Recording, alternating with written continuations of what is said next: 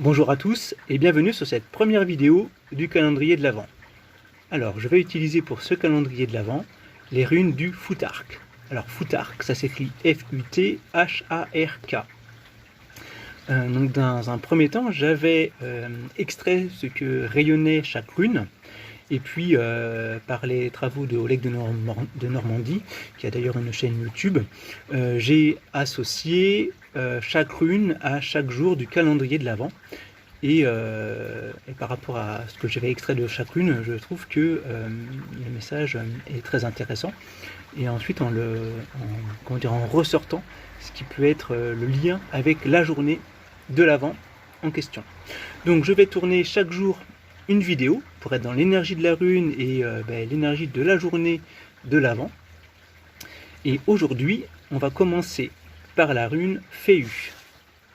C'est celle-ci. Et donc, les runes sont divisées en 3 aètes. On va avoir donc 8 runes pour chaque aète. Donc, on retrouve donc les 24 runes du calendrier de l'Avent, plus une, donc avec le jour de Noël. Donc, nous commençons avec le premier aète, celui de Freya. Freya, donc qui commence par un F. Ça ressemble légèrement d'ailleurs à cette rune, qui s'appelle Féu, qui commence par un F. On voit ici le principe féminin qui est, mis en avant, à l'honneur, comme partout dans notre tradition primordiale. J'ai envie de dire, avec l'axe européen, même si on retrouve ces choses-là partout ailleurs. Donc la forme ressemble à une gerbe de blé. D'ailleurs, en Europe, le blé va être l'aliment de base.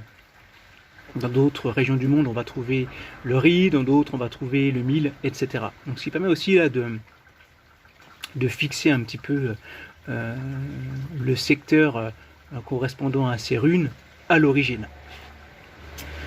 Donc, cette première rune, Féu, qui correspond aussi à la fécondité. On retrouve encore le F, à l'abondance. D'ailleurs, le blé, donc nourriture de base, quand il est présent, c'est l'abondance. D'ailleurs, cette rune est en lien avec la vache primordiale, Audumbla.